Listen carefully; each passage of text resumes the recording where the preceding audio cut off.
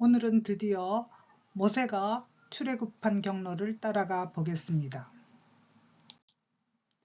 이스라엘 민족은 람셋에서 출발하여 숫곳, 에담으로 가서 장막을 쳤습니다. 이때부터 하나님은 구름 기둥과 불 기둥으로 백성들을 인도하십니다.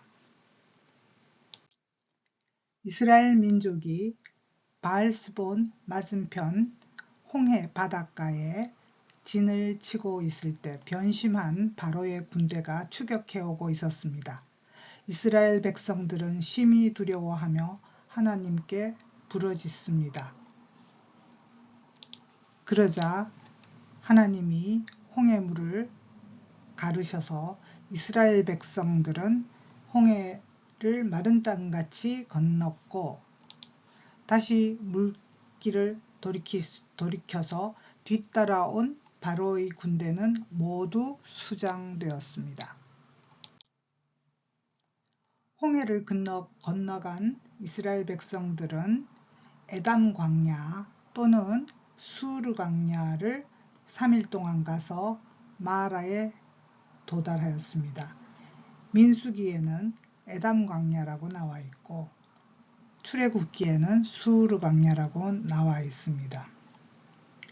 목마른 백성들에게 모세는 나뭇가지를 던져서 쓴물을 달게 만들었습니다.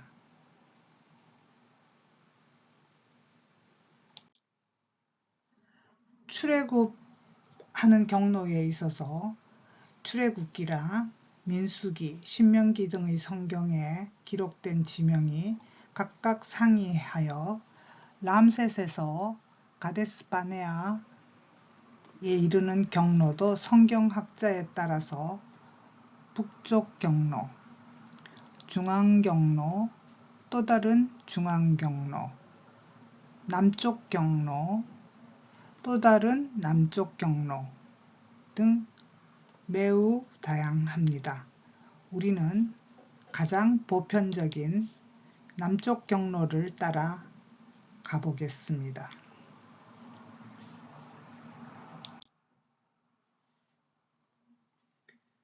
마라에서 얼마 떨어지지 않은 곳에 엘림이 있어서 엘림에 도착해 보니 10km도 안 된다고 합니다.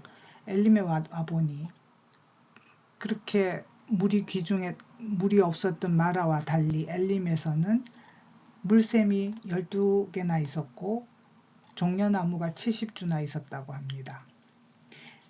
애굽에서 나온 지 둘째 달 15일에 신광야에 도착했습니다. 이제는 출애굽 때 급히 준비해간 먹을 것들이 다 떨어졌으므로 굶주린 백성들은 다시 하나님을 원망하였습니다. 이에 하나님은 만나와 메추라기를 내려주었습니다. 르비딤에 이르러 백성들이 이번에는 갈증을 호소하며 하나님을 원망했고 모세는 하나님이 시키신 대로 지팡이로 반석을 쳐서 물을 내었습니다. 이스라엘 자손들이 여호와께서 우리 중에 계신지 아닌지를 시험하며 다투었으므로 그곳을 이름을 다툼이라는 의미의 무리바 또는 마사라고 불렀습니다. 이곳에서 아말렉이 공격해와서 싸우게 되는데 하나님이 도와주셔서 모세가 팔을 들면 이기고 모세가 팔을 내리면 아말렉에게 패하는 상황이 되었습니다. 그래서 여기 아론과 훌이 모세의 팔을 받치고 있습니다. 아말렉을 무찌르고 나서 모세는 제단을 쌓고 그 이름을 여호와 니시, 여호와는 나의 승리 또는 깃발이라고 하였습니다. 이스라엘은 이후로 아말렉과 대대로 싸우게 됩니다. 람셋을 떠나 3개월째 모세와 백성들은 시내산에 이르렀습니다. 모세는 산 위로 올라가서 하나님으로부터 십계명과 지켜야 할 율법들을 받았고 산 아래에서 모세를 기다리던 백성들은 금송아지를 만드는 죄악을 범합니다. 이 때문에 분노하신 하나님은 백성 3,000명가량을 죽이시게 되는데요. 이때 하나님께 순종하고 모세에게 충성한 지파는 레위 지파였습니다. 그래서 레위 지파는 성막을 수호하고 봉사하는 직무에 선택되었습니다. 그리고 회개한 백성들은 자원하여 예물을 모으고 하나님의 명령에 따라서 여호와의 성소와 회막 그리고 제사장의 거룩한 옷과 제사에 쓸 기물들을 만들게 됩니다. 지난 회차에서도 말했듯이 사우디아라비아 왕실 주치의로 일하던 김승학 권사는 당시 시나이 반도가 애굽 영토였기 때문에 이스라엘 백성이 헤매던 광야는 미디안 광야지 시나이 반도 내가 아니라고 주장을 하였습니다. 신의 산은 신의 산은 시나이 반도에 있는 게 아니라 라오즈 산을 신의 산이라고 주장하였습니다.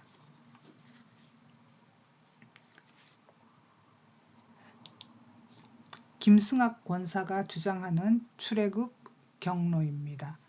이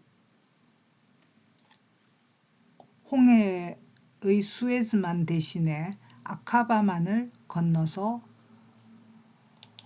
시내산에 도착하게 되죠.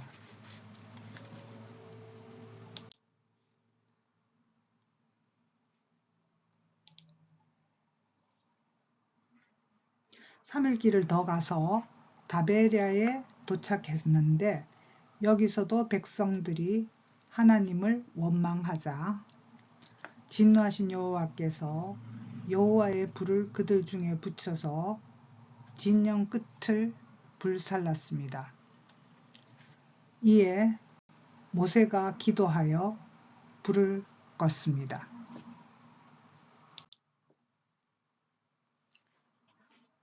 기브롯 핫다와 여기는 탐욕의 무덤이란 뜻입니다. 여기 와서는 그들 중에 섞여 사는 탐욕스러운 다른 인종들로부터 부추김을 받아 고기를 달라고 하나님께 원망하여 한 달간 질리도록 메추리 폭탄을 내리는 징벌을 주셨습니다. 하세롯에 와서는 모세가 구스 여인을 아내로 취한 것을 비방한 미리암이 문둥병이 듭니다.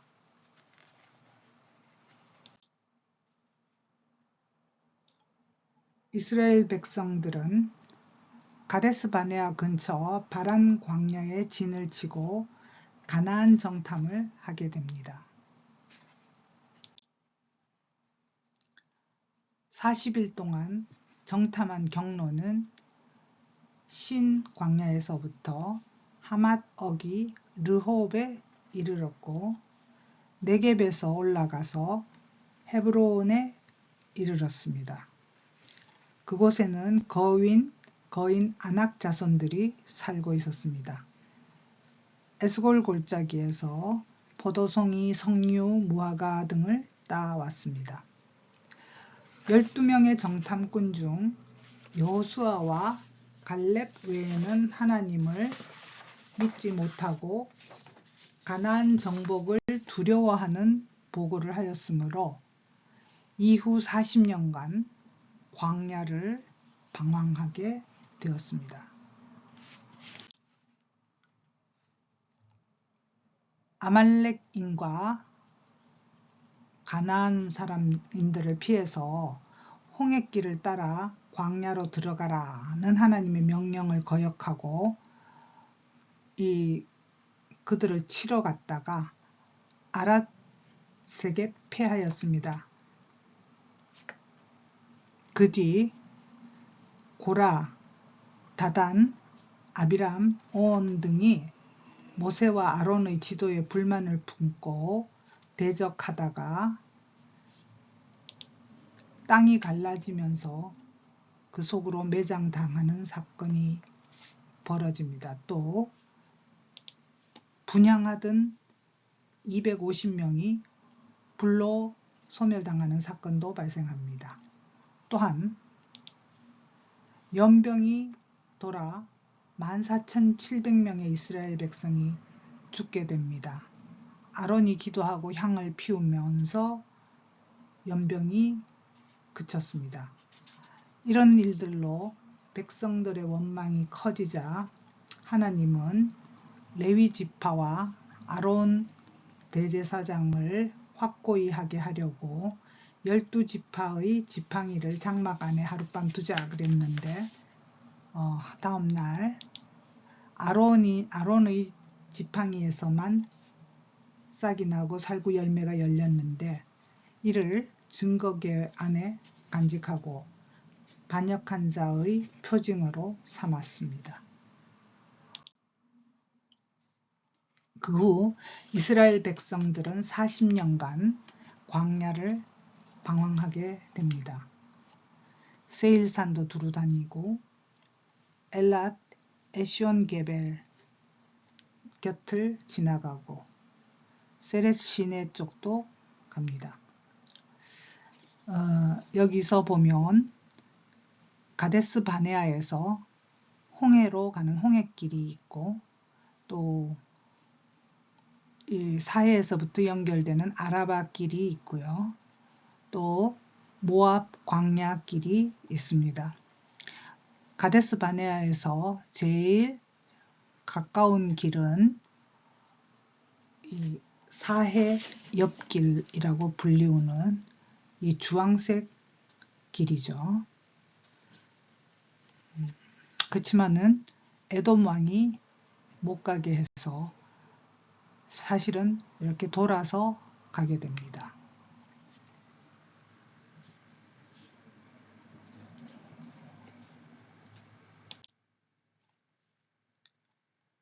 신광야의 가데스 바네아에서 미리암이 126세로 죽어서 장사되었습니다. 여기서 백성들이 물이 없다고 아우성치자 모세와 아론이 회중들을 모아서 하나님의 말씀대로 반석에게 명령하지 않고 물러와라 하고 명령하지 않고 지팡이로 2번 쳐서 반석에서 물을 내니 이 무리바의 물이라는 것이 솟아나왔습니다. 이 여호와의 영광을 드러내지 못한 모세와 아론, 모세가 잘나서 물을 냈다고 생각하도록 했기 때문에 이 일로 인하여 가나안에 모세와 아론은 들어가지 못하게 되었습니다. 느보산에서 죽게 되죠. 자,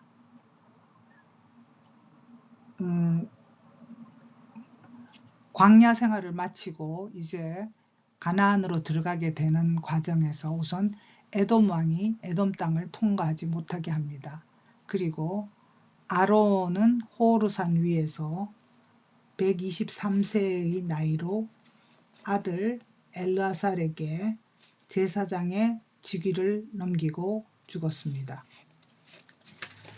네겝에 거주하는 아랏의 왕이 이스라엘 백성 몇 명을 포로로 잡았는데 이번에는 하나님이 이스라엘과 함께 하셔서 그들을 다 멸하고 이스라엘 백성들은 호르마까지 정벌하였습니다.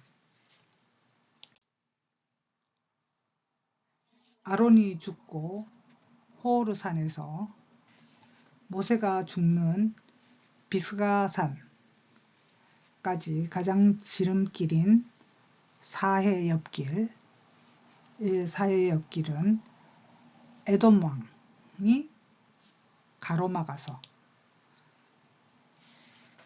이 에돔 땅을 우회해서 가야만 하게 되자 백성들이 또다시 원망을 터져나왔습니다. 하나님은 불뱀들을 백성 중에 보내어 물어 죽게 하자 백성들이 모세에게 간청하여 기도하며 놋뱀을 만들어 장대 위에 달아서 이 재앙을 넘겼습니다. 이스라엘 백성들은 거기서 모압으로 가기 위해 홍해길로 다시 갔다가 오봇, 예라바림, 홍해길로 해서 오봇, 분온, 예라바림, 아하스 이런 길로 해서 느보산까지 이동합니다. 시딤이 있는 이 부분 요단강 동쪽이 모압 평지가 되지요.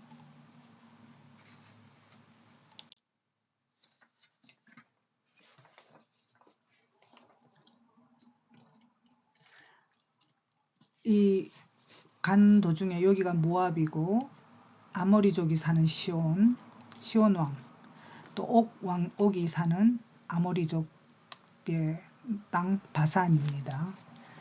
아모리 왕 시혼이 이스라엘 백성들이 자기 영토를 지나서 가나안으로 들어가는 것을 허락하지 않자 이번에는 아하스에서 전투를 하고 그들을 전멸시켰습니다. 이 시혼의 수도 헤스본과 아르논 강에서 야복 강에 이르는 모든 영토를 다 빼앗았습니다. 뿐만 아니라 계속 북진하여 이 에드레이 바산왕 옥이 사는 에드레이에서 전투를 하여 바산 땅도 다 점령하였습니다. 여기를 보면 이스라엘 백성들이 모압 평지 여기에 도착하였을 때 각 요단강 동쪽 서쪽에 살던 민족들입니다. 아모리족, 헷족, 브리스족, 여부스족, 가나안족, 기르기스족, 히위족, 또 이쪽 아모리족들, 암몬, 모압, 에돔 이렇게 있었습니다.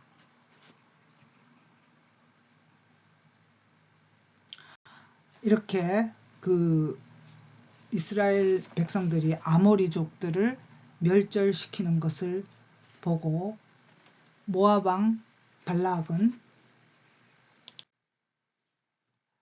유프라데스 상류에 있는 부돌에 사는 주술사 발람을 불러들입니다. 기랴투솥, 부올산 이쪽으로 불러들어서 이스라엘을 저주하라고 했습니다.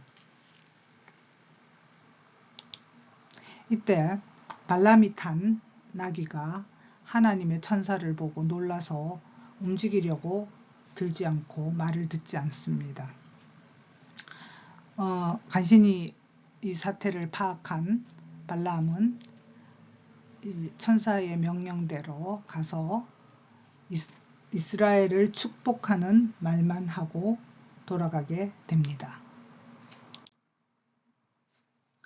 한편 시딤에서 머물던 이스라엘 백성 중에 모압 여자들과 음행하고 그들의 신 바알부올을 섬김으로 하나님이 연병을 일으켜서 24,000명을 죽이셨습니다. 아론의 손자인 비느하스가 창으로 음행하는 남자 여자를 죽이자 재앙이 그쳤습니다. 죽인 이스라엘 남자는 시므온족 살루의 아들 시므리였고 여자는 미디안 수령 수르의 딸 고스비였습니다. 이 일로 하나님은 모세로 하여금 미디안을 치게 하였고 미디안의 5왕 외에 발람까지 칼로 죽였습니다. 그리고 엘르앗살 비느하스로 연결되는 아론의 후손들이 대제사장의 직분을 맡는 것이 확고하게 되었습니다. 당시 미디안족들은 이 아라비아 반도에만 국한되어 있는 것이 아니라 요단강 동쪽 지역 이곳에서도 살았고 또 겐 족속들 같은 미디안 족속은 네겝 사막에서도 거주하였던 것 같습니다.